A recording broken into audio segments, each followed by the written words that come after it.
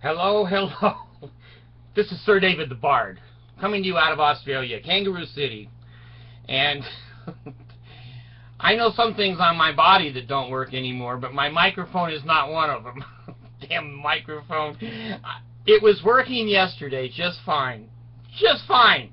And I locked my door. Well, the Danites, I don't know if they turn into sarin gas and sneak through the doors and the cracks, but they came in and the damn camera microphone won't work. Well, I got it today because I said that my default programs use, rather than Internet Explorer, to pull up Google Chrome.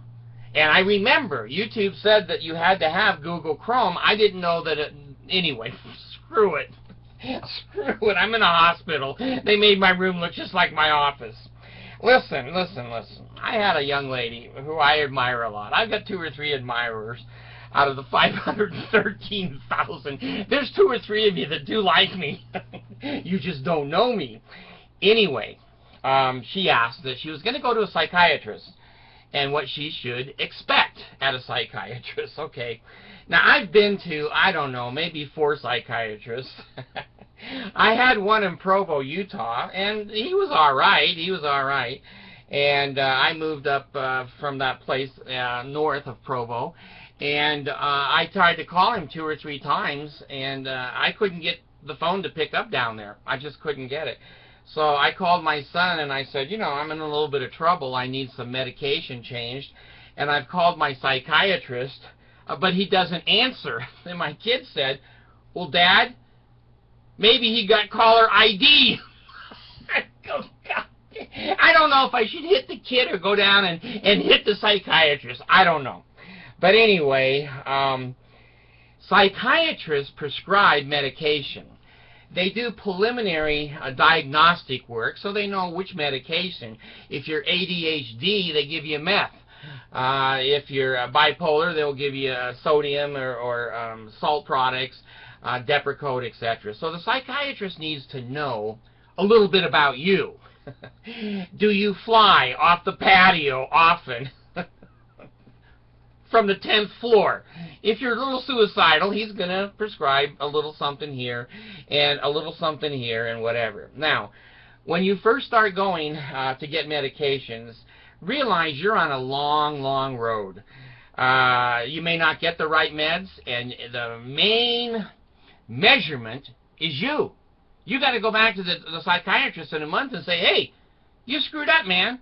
I'm still flying off the balcony. Now it's the 12th floor. Oh, shit, let me give you something else. So psychiatrists are MDs psychologically. They prescribe meds. They don't do a lot of counseling, and they don't do a lot of interaction. They're going to get a good family history on you, and you can say, you know, my dad was bipolar, my grandfather, and my great-grandfather, and my great-grandfather, and the guy in Europe that came over here, he was bipolar. That's going to give him a little bit of a hint. It may give him a hint. He may work on that hint, but he may not. Now, let me tell you, I went to a psychiatrist, and the reason I'm saying this is so you know you're the one in charge of your medications, not a psychiatrist. You're the one that puts them in your mouth. You're the one that knows if you need more, if you need less. Well, in Ojai, California, years ago, I went into a psychiatrist, and I had, you know, 6 or 7 marriages. No, 5 or 6 marriages. I don't want to exaggerate. I don't want to have to tell you I'm lying. You know, I'd lost every job in the world. I quit before they fired me, which was usually the first week.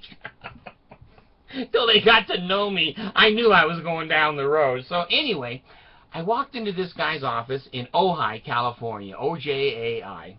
I was raised in Ojai up by Santa Barbara and Ventura there, and I walked in, a nice guy in a nice office, and I sat down, and his first question, now this is a psychiatrist, and I had been under psychological medication, psychiatric medications, testing, the Winford Meek, every test in the world is this, you're a stupid shit. So I sit down, and he says to me, well, Mr. Bard, have you found that bipolar disorder has interfered in your life at all? Now, I was trained at BYU as a social worker not to jump up and slap the shit out of the guy. I thought, this has got to be one of the dumbest people in the world. How can he believe that you've been bipolar for 10 or 15 years and it hasn't interrupted your marriage, the way you raise kids, the way you speak, how you interact with the world, your educational institution, you name it. Bipolar covers all of it.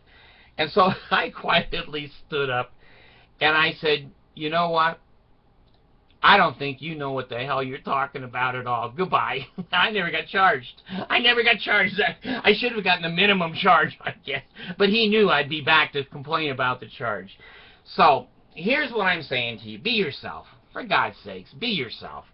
Even if the bad sides of you come out, the medications are designed to not nullify, mitigate the negative things about you. So you want to be honest with your psychiatrist, and you want to give a good family history. If your mom or your dad, did meth or they were all alcoholics, God, tell the guy, because some of these chains of events genetically are important. So don't be afraid of psychologists. Their files are sealed except by a court order. And you and I know that means they can be opened at any time. Court order. Shit, you just write into the prosecutor and they open the file. Your psychiatrist is not going to stand behind you and lose his job. So anyway, it's the world you created. It's the world we've created, and we got to live in it. So don't be afraid. Be yourself. Tell the truth, and then monitor yourself. Look at your life. Has it gotten better? Has it gotten worse? Maybe you have the right medication. I had Depakote. Oh, Lord, 500 milligrams 2 or 3 times a day, 1,500 milligrams. Zombie movies wouldn't scare you if you'd met me.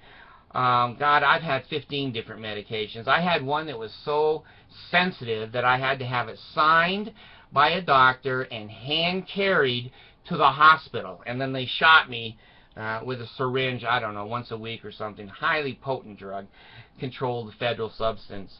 Now I'm on Lamictal. Lamictal has always been used for epilepsy. Historically, it's an epileptic medicine. That's right. I forgot to take my meds today. No, I'm just shitting you. No. One of the side effects that they've found with this Lamictal is bipolar disorder. It seems to manage it. Now, that's how our science progresses. That's why I say, don't lie. Don't pretend that you're better. Every medication that I had, I was better for 2 or 3 weeks, and then it would revert right back to the asshole bard. So, anyway, the guy tried Depakote. I tried everything. Finally, I got on the Lamictal, and I did improve. And I said, I think I'm getting a little bit better. And I went in, and bam, he just bammed it up just a little bit, milligrams. Man, I put on a YouTube show. I have 500,000 hits. And, maybe I look like a zombie. I don't know. But anyway, to me, it worked. I'm not slamming doors. I'm not screaming. I'm not yelling. I'm not throwing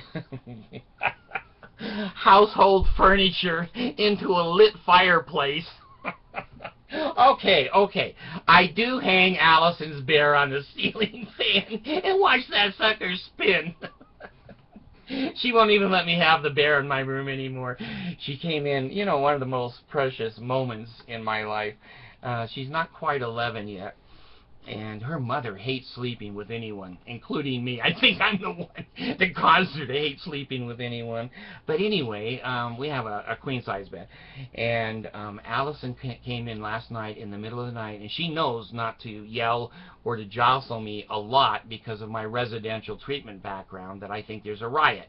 And I immediately jump up with all the adrenaline going, ready to put down a riot. So the kids have learned. She comes in, she kind of rubs my back a little bit, and I noticed that she was there, and I always just grab her and, snuggle her into bed with me, And she was sleeping there for, I don't know, 2 or 3 hours, and then I noticed that her bear was there. And she didn't know that I knew the bear had snuck in with her. I think she had it under her shirt or something. So she decided to go back to bed. Well, she left the bear. She left the bear in my bed. And so I took my hand and put it on the bear, and I was shaking the bear on the side of the bed about ready to fly it. You know, flying is an art that many bears do in my home. And she doesn't like her bear to fly. So I knew she'd come back. I know kids. I knew she would lay in bed and go, hell, where's the bear? And she'd come, and there's the bear, you know, just shaking because he knows he's going to fly. I don't know, 3, 4 o'clock in the morning. She grabs the bear and says, Dad, he doesn't fly at night. No lights. I go, okay. So off she goes. Anyway, don't be afraid of a psychiatrist. Be afraid of yourself. If you do the stuff I used to do, you know, I had a situation. I had kids. They all had bikes. I don't know, 4. I must have had 6 kids in the house. And they all had bicycles. Well, when I came home from work, the bicycles were either in the driveway or they were in the front of the steps. You couldn't even get up to the front of the house. And I told them, and I told them, and I told them, don't do this. Well, one day, being bipolar and not being on the right meds, I came home and the damn bicycles were laying on the lawn in front of the front door. I took the car and I ran over all of the bikes, and then I backed up over all the bikes. I didn't say anything. I just parked the car in the driveway and went in the house. About 2 hours later, like 4 or 5 kids come in. Dad, my bike, the wheel's off at the fenders on the handlebars. I go, oh, really? What happened out there? Did you guys have a wreck? So anyway, those are the things we do when we're bipolar. I remember, this is a sad one, but, you know, it's funny when you look back because I'm now cured. That's why you guys all watch me. There's nothing strange about me. One day we had a birthday, and I got a nice cake for the kids and put the candles on it and everything, and we sang happy birthday. And then when it was time to cut the cake up, all the kids started grabbing the knife and grabbing extra knives out of the forks and you know, spatulas, everything, to try to get their part of the cake first. Well, being bipolar, I thought that I would teach them a lesson. Be patient, like your father. So I took the cake and I threw it face down in the kitchen floor, and I said, "Now, kids, eat your cake." I walked out. Is that abusive? You know, I don't know. 25 years ago, throwing a cake on the floor, is that abusive? Well, it would be today. It would be today. So, you know, I've engaged in some of these antics without the right medications. And do I blame myself? Well, I take responsibility for it. But you know what? I didn't stand in the bipolar line. Oh, me, take me next. I want to be bipolar. I didn't do that. So, yes, I have some responsibility because I engaged in some of those less than approved disciplines. But I never, you know, hit my kids or put bruises on them or had social services show up or those kinds of things. So, but there were plenty of antics. Now that I'm on the right medications, you know, when they chase me with butcher knives, I just say, honey, put that down. You know, Daddy doesn't want to be cut up today. In the old days, I would have grabbed an axe and I said, let's go for it. You want a piece of me? A 12-year-old girl, butcher knife, and I'm with an axe. That's self-defense under the law, social workers. That's self-defense. So anyway, enjoy your life a little bit and realize when you start on the medication route, you're on a long trail. You're not going to get it the first year, the second year, maybe the third year. You're going to be starting to get around to it, and then pretty soon you'll be corrected. I was called medically resistant by the doctors. Some of the other doctors called me asshole resistant. I went to a doctor once in Provo, Utah, because I had pain in my stomach. I thought I had ulcers.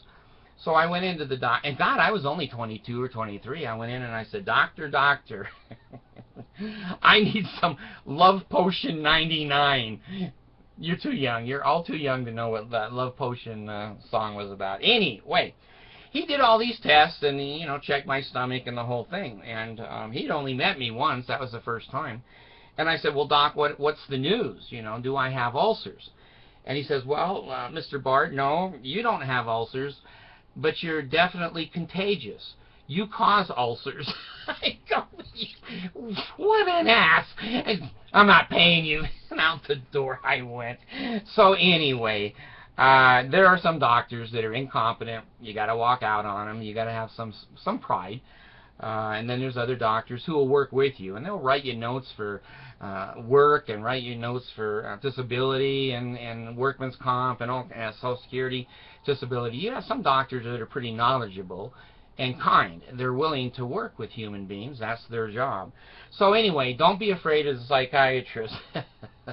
If you go to a psychiatrist and he gives a little bit of medications to you, and you go home and there's two men in little white suits and handcuffs waiting for you to come through the door, that's an indication you've chosen the wrong psychiatrist. Change! Change! As you're struggling down the staircase with the handcuffs, like, I'm not mentally ill! And you're naked. You know, it's hard to defend yourself that way. Thanks.